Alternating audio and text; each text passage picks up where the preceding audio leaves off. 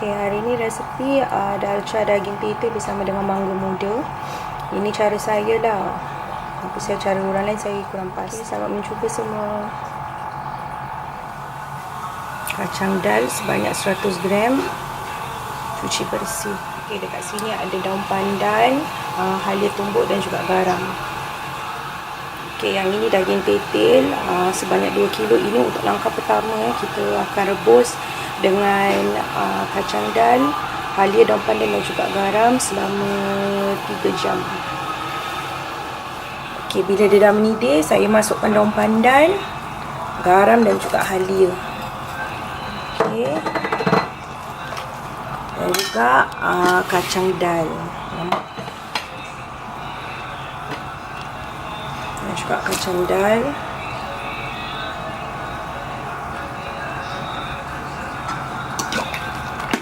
Okay, kita rebus dia selama 2,5 jam atau 3 jam.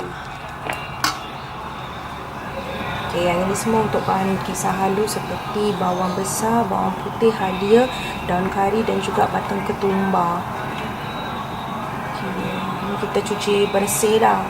Ni bukan rambut Pontianak atau harum sundan malam Okay, ni kita gunakan supaya dia lebih sedap lah kita punya dalca nanti. Okay, ini bahan yang dah dikisar halus. Okay, sayuran saya gunakan bendi, terung, kentang dan juga carrot. Okay, dekat sini saya gunakan serbuk kari dal sebanyak 100 gram dan juga cili powder sebanyak 1 sudu bumbung lah, 1 sudu penuh, lebih kurang dalam 30 gram. Okey, kedua-dua bahan ni harus digoreng tanpa minyak. Okey, tujuannya saya goreng supaya rempah ni berbau wangi lah dan juga ringan. Okey, saya gunakan minyak sapi sebanyak 2 sudu penuh. Santan kara saya gunakan sebanyak 200 ml. Saya suka gunakan santan kara berbanding santan yang lain kerana santan kara dia lebih pekat. Garam secukup rasa. Okey, saya gunakan mangga masak mengkar sebanyak 3 biji. Okey, kita gunakan asam jawa sebesar bola pingpong. Tapi kalau nak letak lebih sikit pun boleh, tapi saya rasa ini dah cukup lah untuk saya. Okay, bahan tumisan seperti 4 sekawan dan juga daun pandan. Okey, yang ini bahan hiasan seperti daun ketumbar, bawang hirir, cili merah, cili hijau dan juga tomato buah. Kita panaskan minyak, kita tumiskan daun pandan dan juga 4 sekawan hingga wangi lah. Kita masukkan bahan kisar. Tumis hingga pecah minyak. Pecah minyak, kita masukkan garam dan juga rempah yang kita dah goreng tadi.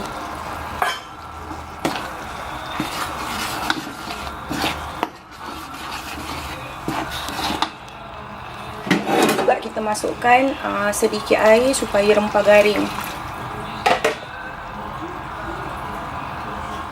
Dah rempah dah garing, kita masukkan air asam. Okey, yang ini saya gunakan teknik tumis darat, bermakna saya tak lepuhkan dia semua benda-benda yang lain tau. Okey, kita buatkan asing lah.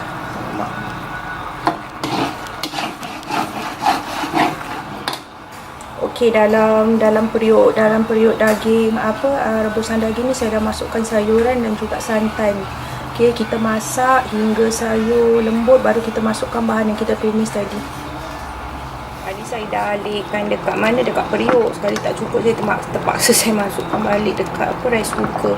Okey, sekarang ni kentang semua dah empuk, kita masukkan ni lah bahan yang kita dah tumis tadi.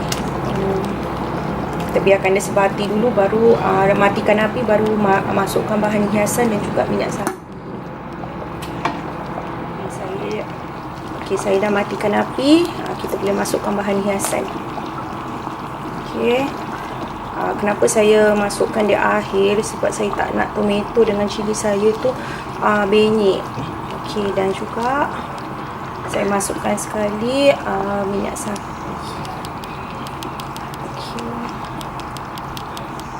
Okey, selamat mencuba.